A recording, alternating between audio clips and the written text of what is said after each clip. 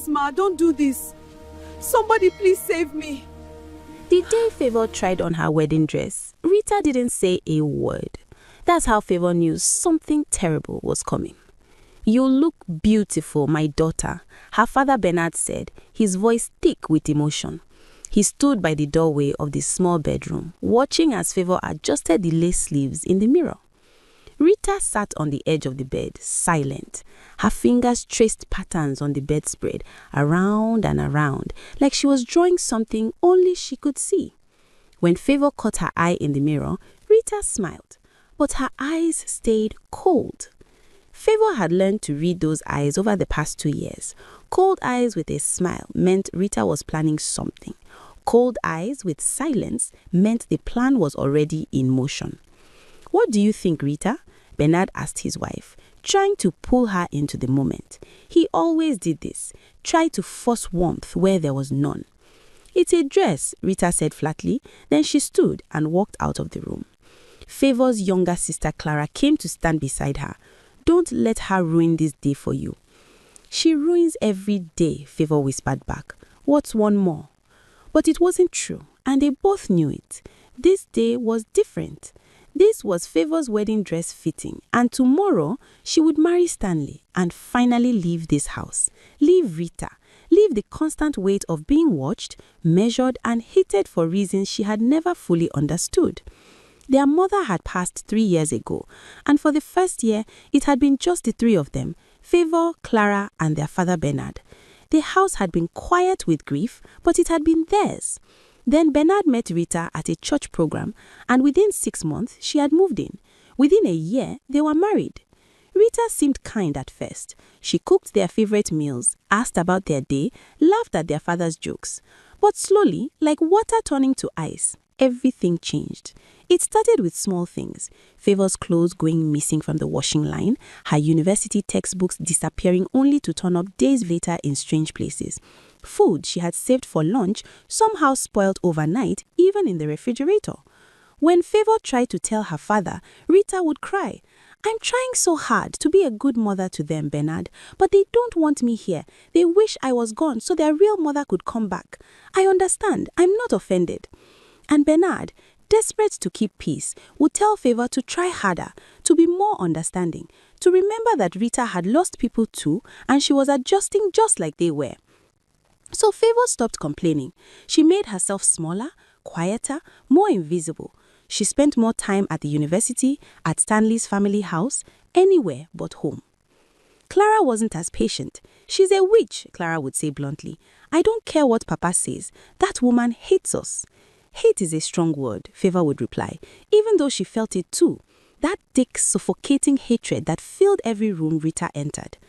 Now, standing in her wedding dress, Favor felt that familiar knot in her stomach, the one that had lived there for 2 years, tight and constant.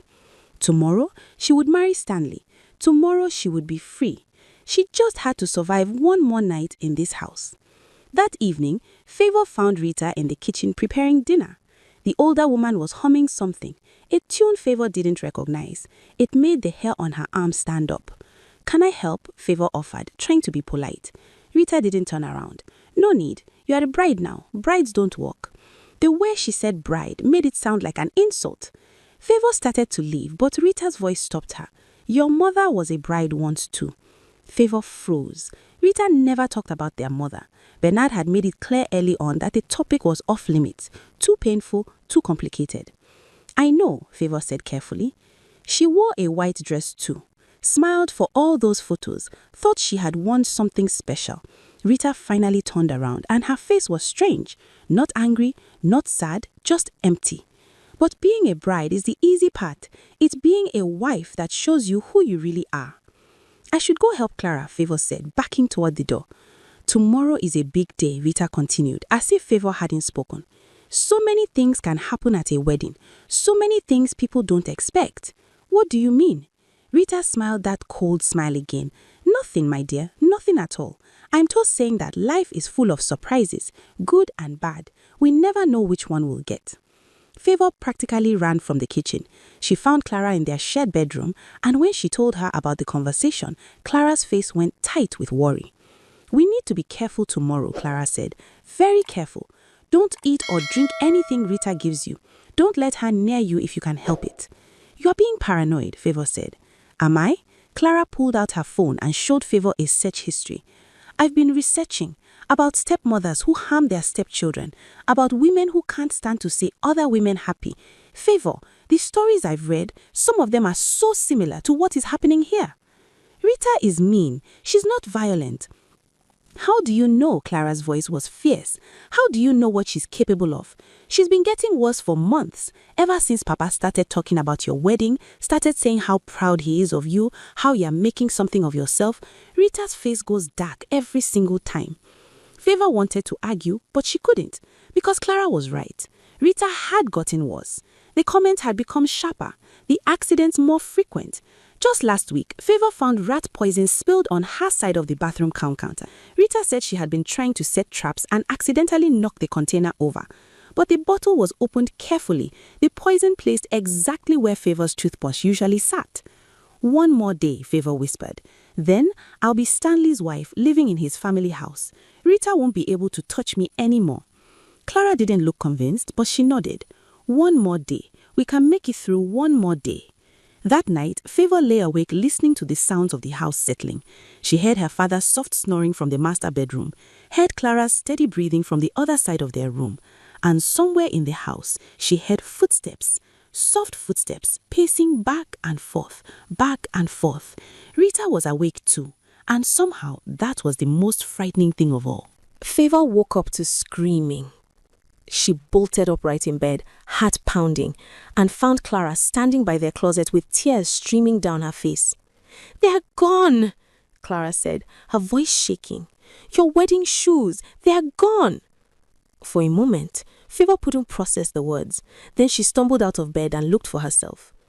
The beautiful silver heels she had bought specifically for this day, the ones that had cost 2 months of savings from her part-time job, were missing from where she'd carefully placed them the night before. "Maybe you moved them," Favor said, but her voice sounded hollow even to her own ears. They tore the room apart, searching under the beds, in every drawer, behind every piece of furniture. Nothing. "Rita," Clara said flatly. "It was Rita. We need to search her room." "We can't. Papa would..."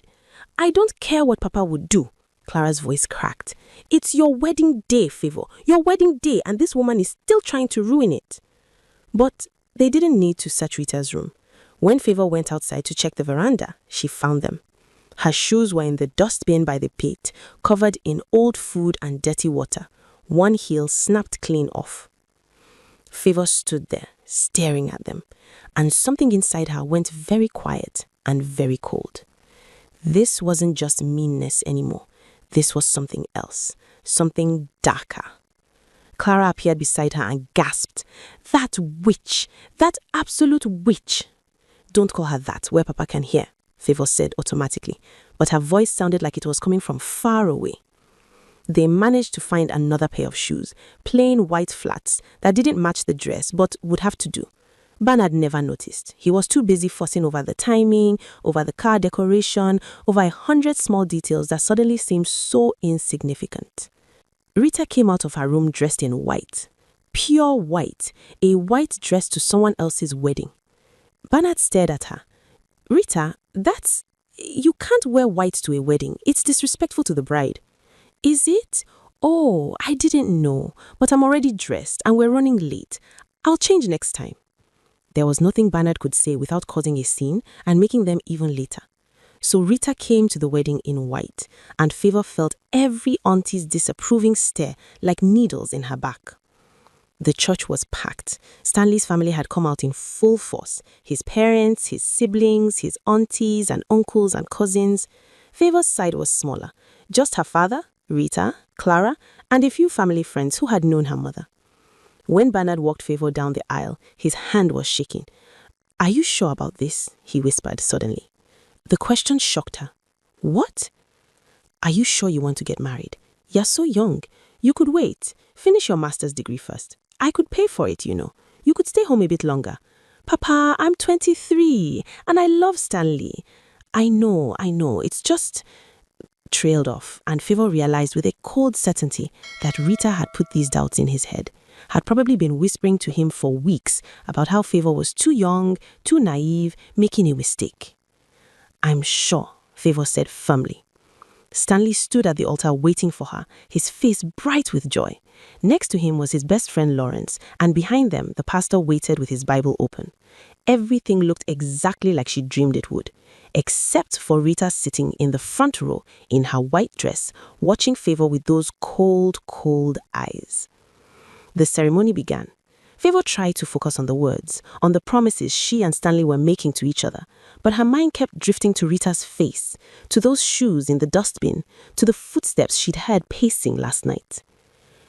"Do you, Favor, take Stanley to be your lawfully wedded husband, to have and to hold from this day forward?" "I do." Her voice came out steady and clear, and for a moment she felt a surge of triumph. Rita had tried to ruin this day, but here Favor was, saying her vows, claiming her happiness despite everything. "You may kiss the bride." Stanley's kiss was gentle and sweet, and the church erupted in cheers and music. They were married. It was done. Favor was a wife now, and nothing Rita did or said could change that. The reception was held at Stanley's family compound in Surrey. Tables were set up in the large yard, covered with coolers of rice and stew, fried meat, moi, salad, and chapman. A DJ was playing Afrobeat so loud that Favor could feel the bass in her chest. People kept pulling her aside to take photos, to offer advice, to press money into her hands with blessings. Bernard never left her side, his hand always on the small of her back, steady and reassuring. "You're not eating," his mother noticed during a quiet moment. "Bride's nerves?" "Something like that," Favor said. In truth, her stomach felt twisted in knots. She kept watching Rita across the yard. The older woman wasn't socializing with anyone. She just sat at her table, turning a cup of chapman around and around in her hands, staring at Favor. "Don't worry about your stepmother," Stanley's mother said kindly. "Some people just can't handle other people's joy. That's their problem, not yours." But it felt like Favor's problem. Everything about today felt wrong, despite all the right things happening. She was married to the man she loved. She was surrounded by people who cared about her. She was wearing a beautiful dress and everyone was celebrating. So why did she feel like she was walking towards something terrible? "Time for the wine ceremony," someone called out, and everyone cheered. This was Favor's favorite tradition.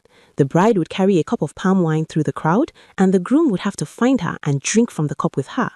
It was playful and sweet, a symbol of choosing each other even in a crowd. "I'll get the palm wine," Rita said suddenly, standing up from her table. The yard went quiet for just a moment. Several people looked uncomfortable. It was usually the mother or mother-in-law who brought the wine, not the stepmother. "I can get it," Stanley's mother offered. No, Rita said with a bright smile that didn't reach her eyes. "Let me do this one thing for my stepdaughter on her special day. I haven't been much help with the wedding planning. At least let me bring the wine." Bernard nodded encouragingly. "That's kind of you, Rita." Clara grabbed Favor's arm, her nails digging in. "Don't drink it," she hissed. "Whatever she brings, don't drink it." But before Favor could promise anything, Rita was already walking back from the kitchen, carrying a clay cock filled with palm wine. She walked slowly, carefully, like someone carrying something precious. When she reached Favor, she held out the cup with both hands. "For you, my dear stepdaughter, for your happiness and long life." The way she said long life made her skin crawl. Everyone was watching now. The DJ had even turned down the music. This was the moment everyone was waiting for, the sweet, romantic wine ceremony. Favor took the cup from Rita. The palm wine looked normal, smelled normal. Maybe Clara was wrong. Maybe Rita had actually, finally, decided to do something kind. Favor lifted the cup to her lips and took a small sip. The taste was wrong. Not bad exactly, just off, like there was something underneath the sweet, sour flavor of the palm wine. Something bitter. Clara was staring at her with panic in her eyes, shaking her head slightly. But Stanley was waiting. Everyone was waiting. And Favor was tired of being afraid, tired of letting Rita ruin every good thing in her life. So she handed the cup to Stanley, and he drank deeply, smiling at her with such love that her heart hurt. The crowd cheered. The DJ turned the music back up.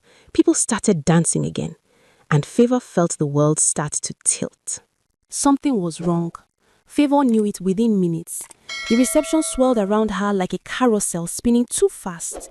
Colors blurred together. Sounds became muffled, like someone had stuffed cotton in her ears. "Stanley," she tried to say, but her tongue felt thick and heavy in her mouth. He was talking to his friend Lawrence, laughing about something. She reached for his arm, but her hand moved so slowly, like she was underwater. Clara was suddenly there, gripping her shoulders. "Favor? Favor, can you hear me?" Favor tried to nod, but her head lolled forward. Her legs buckled. "Papa!" Clara screamed. "Papa! Something's wrong!" People were gathering around now. Favor could see their faces swimming in and out of focus. Stanley's face appeared above hers, his mouth moving, but she couldn't understand the words. "Call an ambulance," someone shouted. "Is she breathing? Give her space. Everyone, move back." Favor wanted to tell them about the wine, about Rita, about the bitter taste, but her body wouldn't obey her anymore. Her eyes were closing, no matter how hard she fought to keep them open. The last thing she saw before the darkness took her was Rita's face. Rita, standing at the back of the crowd, watching. Not shocked, not worried, just watching, waiting. When Favor opened her eyes, she couldn't see. Total darkness surrounded her, so complete it felt like a physical thing pressing against her face. For a long moment, she thought she was still unconscious, still dreaming, and if she could just wake up properly, she'd find herself back at the reception. But then she tried to move and her hand hit something solid just inches above her face. Wood, rough wood. She tried to sit up and her head immediately smacked into the same surface.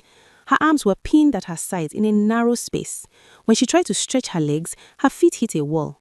Panic exploded in her chest like a bomb going off. She was in a box. "No," Favor whispered. "No, no, no, no."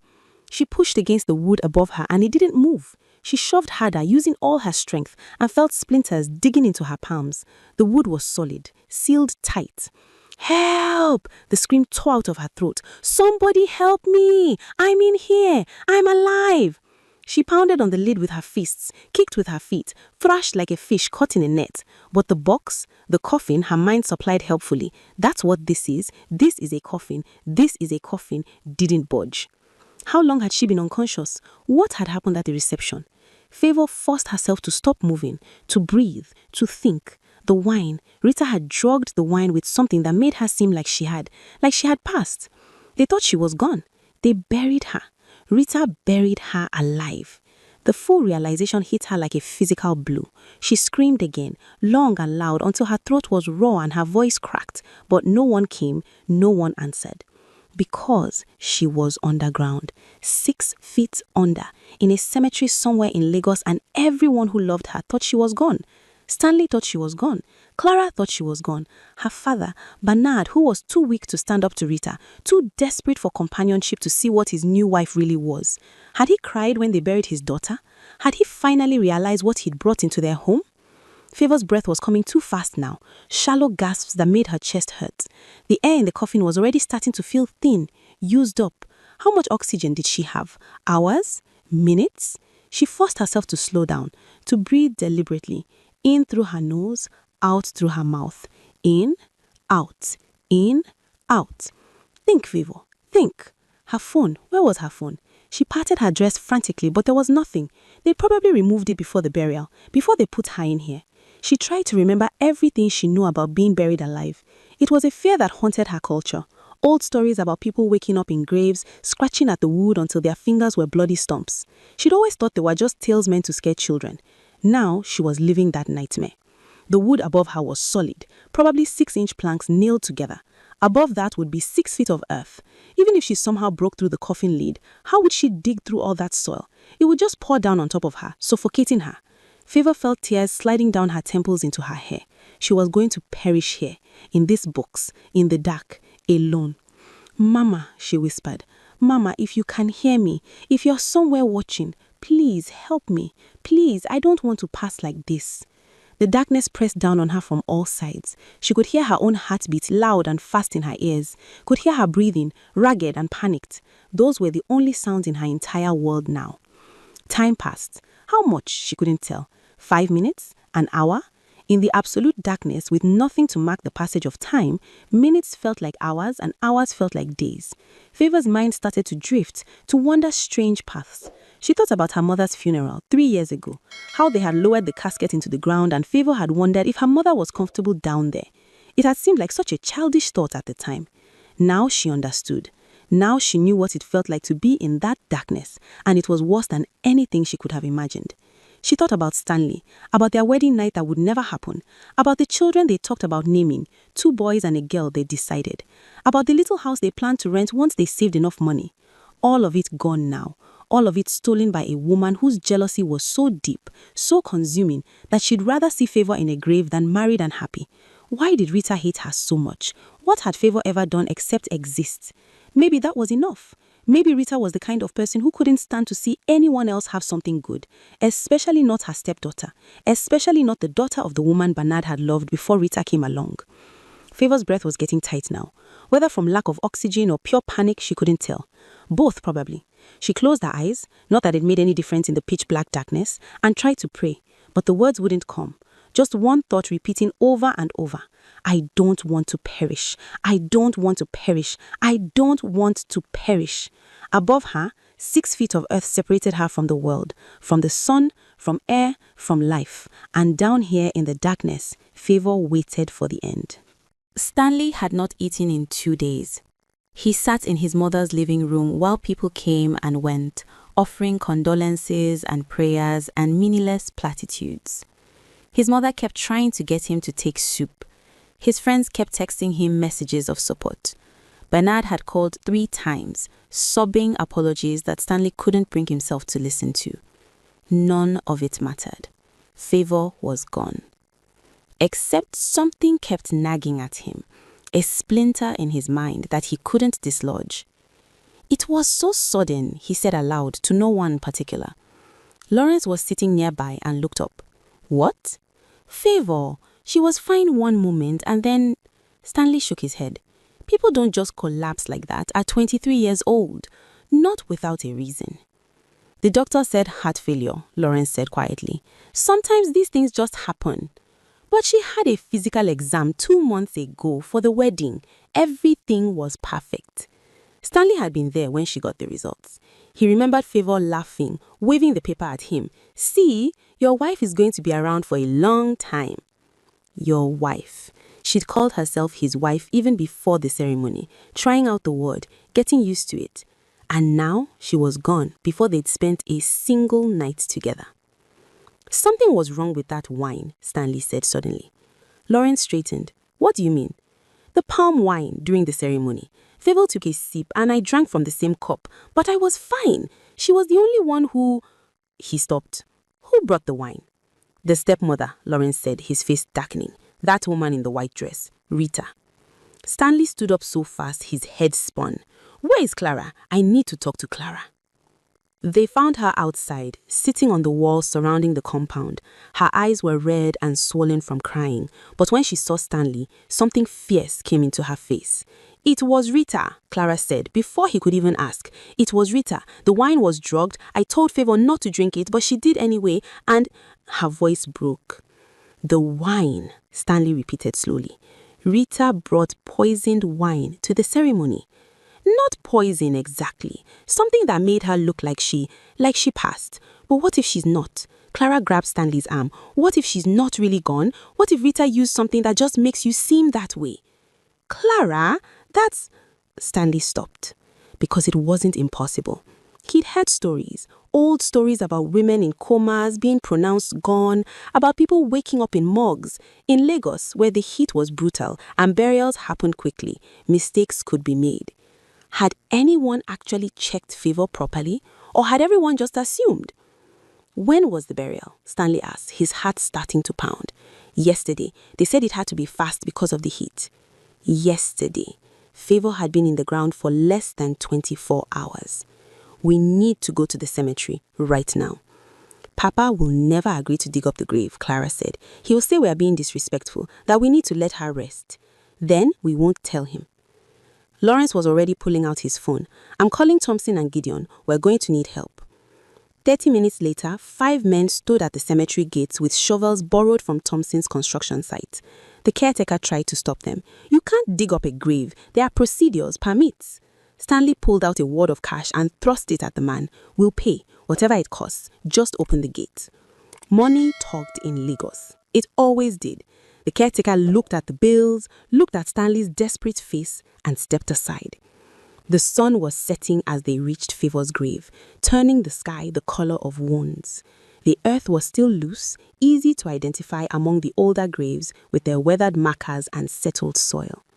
Stanley dropped to his knees and pressed his ear against the ground. At first, there was nothing. Just the distant sounds of Lagos at evening, cars honking, generators starting up, a church bell ringing somewhere. Then he heard it. Faint. So faint he almost missed it. Thump, thump, thump. A heartbeat or fists pounding. "She's alive," Stanley breathed. Then louder, "She's alive! Dig, now!" All 5 men attacked the grave with their shovels, throwing earth in every direction. Sweat poured down their faces. Their arms burned, but they didn't stop. "Faster," Stanley gasped. "Faster, we're losing light." Lawrence hit something solid with his shovel, and everyone froze. "The coffin. I found the coffin." They cleared the remaining soil with their hands, scraping and clawing until the entire lid was exposed. The caretaker appeared with a crowbar. "Step back," he said, and wedged the tool under the lid. The nails shrieked as they pulled free.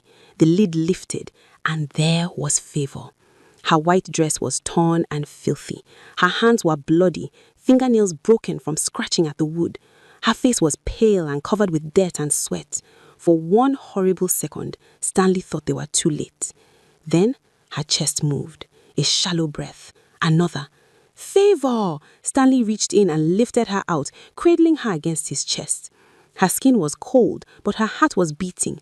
Her eyes fluttered open, struggling to focus in the dying light. "Favor," Stanley said hurriedly. "I'm here. You're safe. You're safe now." Clara collapsed to her knees beside them, sobbing so hard no sound came out. "Rita," Favor whispered, "the wine, she—" "I know," Stanley said fiercely. "I know, and she's going to pay for this. But right now, we need to get you to a hospital. Lawrence, call an ambulance, now." But they couldn't wait for an ambulance. Thompson's truck was parked at the cemetery entrance. They lifted Favor as gently as they could and laid her across the back seat, Clara climbing in beside her to support her head. The hospital was chaos. Doctors and nurses swarming, asking questions Stanley couldn't answer. They took Favor away on a gurney, and Stanley stood in the waiting room, his clothes covered in dirt, his hands shaking. Clara sat beside him. "We need to call the police," she said, "before Rita tries to run." But Rita had not run. When the police arrived at Bernard's house that evening, they found her sitting calmly at the dining table, eating dinner alone. She didn't even try to deny it. "Yes, I drugged the wine," she said flatly. "I wanted her gone. Is that what you came to hear? I wanted her gone, so I made her gone." The officers found the bottle in her bedroom, half empty, a substance called tetrodotoxin, derived from pufferfish.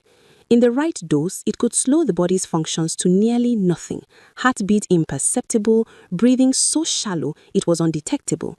To an untrained observer, the person would appear lifeless. They also found a journal, pages and pages of Rita's handwriting chronicling her growing hatred for Favor, her jealousy of the attention Bernard gave her daughters, her rage that Favor was young and educated and loved, while Rita felt invisible and unappreciated. The final entry was dated the morning of the wedding. "Today I fix everything. Today she goes into the ground where she belongs, and maybe then Bernard will finally see me." When they told Stanley about the journal, he felt sick. 6 months, he said. "She planned this for 6 months." "She's seriously disturbed," the officer said. "She'll be in prison for a long time." Stanley didn't care about prison. He only cared about the hospital room 3 floors up, where Favor was breathing on her own, her heartbeat steady, alive despite everything Rita had done to stop that. He sat by her bedside while she slept, holding her hand, feeling the warmth of her pulse under his fingers. Clara had fallen asleep in the chair by the window. Bernard hadn't come. Stanley had told the hospital to turn him away. Whatever relationship Favor had with her father now, that was her choice to make, not his. Around midnight, Favor's eyes opened. "Hey," Stanley said softly. Hey, her voice was rough from screaming. How long was I in the ground? About 18 hours. Favor closed her eyes and a tear slid down her cheek. It felt like forever. I know. I'm sorry. I'm so sorry I didn't realize sooner. You saved me. Favor squeezed her hand weakly. You came for me. I'll always come for you. Always. They sat in silence for a while. Then Favor spoke again, her voice harder now. Rita? Arrested. She confessed to everything. Good. Favor's eyes opened, and Stanley saw something in them he'd never seen before. Not anger exactly, something colder, more determined.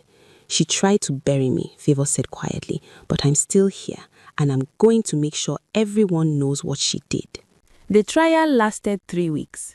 Favor sat in the courtroom every single day, wearing simple clothes, no makeup, letting everyone see the healing scratches on her hands from clawing at the coffin lid, letting them see the truth of what Rita had done. Rita's lawyer tried everything, argued temporary insanity, argued that Rita herself had been a victim of neglect and emotional manipulation, argued that the dosage Rita used wasn't meant to hurt Favor permanently, just make her appear gone long enough for Rita to get attention. None of it mattered. The prosecution brought out the journal, read passages aloud in court about how Rita had fantasized about Favor's demise, about how she'd researched different methods, about how she tested the substance on a stray dog first to make sure it would work. The courtroom was dead silent when they read that part. Bernard sat in the back, his face buried in his hands. He looked like he'd aged 10 years in 3 weeks. Clara refused to sit near him. When it was Favor's turn to testify, she walked to the stand with her head high. The prosecutor asked her to describe what happened, and Favor's voice never wavered. I woke up in complete darkness. I couldn't see anything, couldn't move. When I realized I was in a coffin, I screamed until my throat bled. I scratched at the wood until my fingernails broke. I thought I was going to perish there, alone in the dark, and nobody would ever know what really happened to me. She looked directly at Rita. But the worst part wasn't the darkness. It wasn't the fear. It was knowing that someone hated me enough to do this, and that I'd never understood why. Rita stared back, her face blank, empty. Do you understand now? The prosecutor asked gently. No, Favor said. I don't think I ever will. Because I would never do this to another person, no matter how much I disliked them. Some things are beyond understanding. The jury took 4 hours to reach a verdict. Guilty on all counts. The judge sentenced Rita to 25 years in prison, no possibility of parole for 15 years. As they led Rita away, she finally showed emotion. She turned to look at Bernard one last time, and her face crumpled. I just wanted you to love me, she said. I just wanted to matter. Bernard said nothing. There was nothing to say. 6 months later, Favor and Stanley had another ceremony, a small one this time, just family and close friends. No white dress, no reception with hundreds of guests, just them, saying the same vows again, choosing each other again. Clara stood as maid of honor and cried throughout the ceremony. After, they went back to their house. No longer small now, they'd moved somewhere with more space for the foundation's work, and Favor stood in the kitchen making dinner. Stanley came up behind her and wrapped his arms around her waist. What are you thinking about? Favor admitted. Rita, I was thinking that in some twisted way, she gave me a gift. How do you figure that? Before all this, I was just existing, going to school, planning a normal life, not thinking much about purpose. But she tried to bury me, and instead, Favor gestured at the certificates on the wall from women they'd helped, the photos from court cases they'd won, the newspaper articles about the foundation. Instead, I found out what I'm supposed to do with my life, help people who are trapped like I was, make sure other people's stories don't end the way mine almost did. Stanley kissed her temple. She's in prison, and you are here changing the world. I'd say that's justice. Justice. Favor thought about that word. Rita is locked up. She can't hurt anyone anymore. The system worked, more or less. But justice wasn't just about punishment. It was also about healing, about taking the worst thing that ever happened to you and transforming it into something that helped others. That night, Favor dreamt about darkness, but this time the darkness had cracks in it, light streaming through, and hands, dozens of hands, reaching out to help her climb toward that light. When she woke up, Stanley was asleep beside her, breathing steady and calm. Clara was probably at home studying for her bar exam. The women from their last support group meeting were hopefully safe, sleeping peacefully for the first time in months.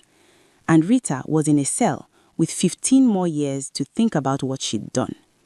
Favor got up and went to the window, looking out for Lagos, waking up, the city that had buried her, and then given her a second chance at everything. She was alive, she was free, she was doing work that mattered. That was justice enough. Some people are so consumed by jealousy that they'll do terrible things. Watch for the warning signs.